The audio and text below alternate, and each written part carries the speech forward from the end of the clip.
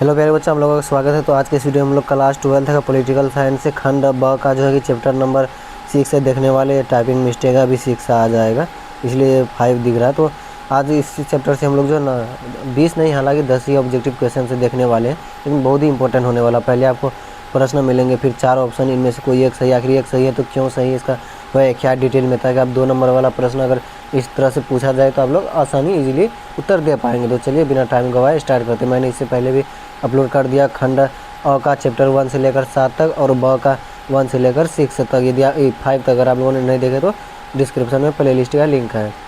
देखो प्रश्न 1 क्या है और इस देखो हाँ, प्रश्न 1975 में भारत में आपातकाल मतलब इमरजेंसी की घोषणा किसके शासनकाल में की गई थी? तो आपके सही उत्तर हो जाएंगे ऑप्शन बी, इंदिरा गांधी के शासनकाल में। क्योंकि आप लोग यहाँ पर व्याख्या पढ़ सकते हैं और यहाँ पर 4 ऑप्शन जो है ना, हम लोग ऑप्शन को इग्नोर करते हुए चलेंगे ताकि टाइम बचे। व्याख्या में क्या लिखा देखो, 25 जून 1975 को, देखो यहाँ पर तो सिर्फ 1975 लिखा, कब लागू हुआ था? तो 25 जून 1975 को तत्कालीन प्रधानमंत्री इंदिरा गांधी के नेतृत्व में राष्ट्रपति के सिफारिश पर देश में आपातकाल घोषित हुआ था। ये है, इसलिए आप लोगों को जो है ना यह ज़रूर पढ़ना है, क्या बोलते हैं व्याख्या। प्रश्न 2, आपातकाल की औपचारिक घोषणा किस संविधान पर प्रावधान के तहत की जाती है? तो अनुच्छेद 352 के तहत की जाती है। आपातकाल की औपचारिक घोषणा मतलब आपातकाल जो लगता हो उसका घोषणा किस अनुच्छेद के द्वारा किया जाता है? 1952 के। आप लोग यहाँ पर पढ़ सकते हो व्याख्या। प्रश्न 3, आपातकाल के दौरान किस अनुच्छेद के तहत मौलिक अधिकारों के न्यायालय में प्रविष्ट पर पाबंदी लगाने की शक्ति थी? तो आपके साथ हो जाएंगे अनुच्छेद 359 है ना। अनुच्छेद 359 के तहत राष्ट्रपति आपातकाल में कुछ मौलिक अधिकारों के प्रयोग पर निलंबन लगा सकते। 1975 के इसका प्रयोग हुआ था। प्रश्न 4, आपातकाल के दौरान सुप्रीम कोर्ट के उस विवादित निर्णय का नाम क्या है जिसने मौलिक अधिकारों के निलंबन पर प्रभाव डाला? तो आपके सही उत्तर हो जाएंगे ऑप्शन बी, एडीएम जबलपुर। अगर आप लोग देखियो ई पर 1976 में एडीएम जबलपुर वर्सेस बनाम राज्य बोले तो कांग्रेस कालीन का फैसला विवादित रहा। अदालत ने कहा कि आपातकाल में हैवियत कॉर्पस के आधार सीमित हो सकते हैं, बाद में आलोचना हुई। प्रश्न 5, लोकतांत्रिक व्यवस्था के संकट के दौरान किस संवैधानिक संशोधन ने केंद्र सरकार की शक्तियां बढ़ाई? आपको सही उत्तर हो जाएंगे 42वें संशोधन, ऑप्शन बी। यहाँ पर इसका व्याख्या पढ़ो क्या लिखा हो। 1976 का 42वें संशोधन आपातकालीन केंद्रित शक्तियाँ और राज्य द्वारा दायरा व्यापक करने के लिए जाना जाता है। इसे कभी कभी छोटा संविधान भी कहा गया। तो यदि आप लोगों ने अभी तक चैनल को सब्सक्राइब नहीं किया तो सब्सक्राइब करके साथ में बेल आइकन भी दबा लेना और वीडियो को लाइक करना तो भूलना ही नहीं है और अपने मित्रों के साथ भी शेयर करना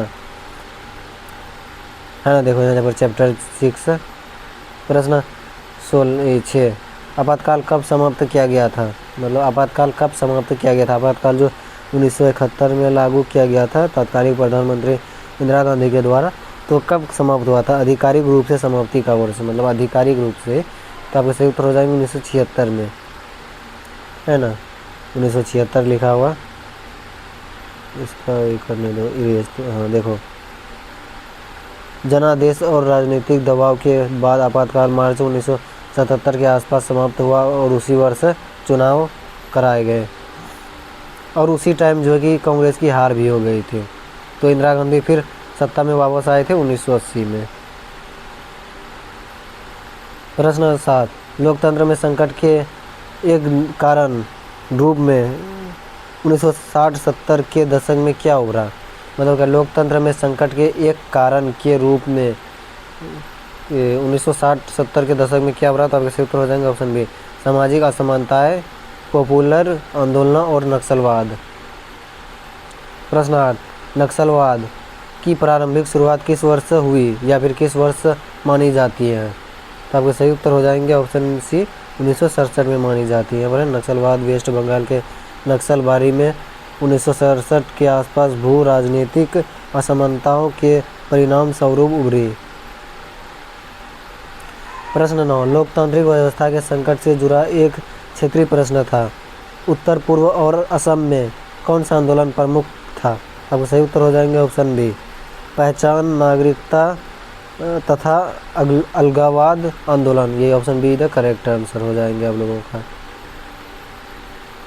प्रश्न 10, लोकतंत्र के संकट के दौर में प्रेस स्वतंत्रता पर किस प्रकार का प्रभाव देखा गया?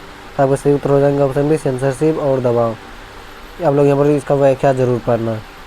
तो चलो हम हालांकि हम हर चैप्टर से जो है ना 20-20 क्वेश्चन से करवाए, लेकिन इससे 10 ही करा रहे हैं, तो कोई टेंशन नहीं, क्योंकि ये चैप्टर से यही 10 बहुत ज़्यादा इंपॉर्टेंट थे और बाकी ओवरऑल ठीक है। ये चैप्टर से इतना सवाल पूछे जा सकते हैं, 2-4 पूछे जा सकते हैं, अभी उतना नहीं पूछा जाता इसमें, फिर भी पूछा जाता है, 2-3 प्रश्न तो पूछा ही जाता है।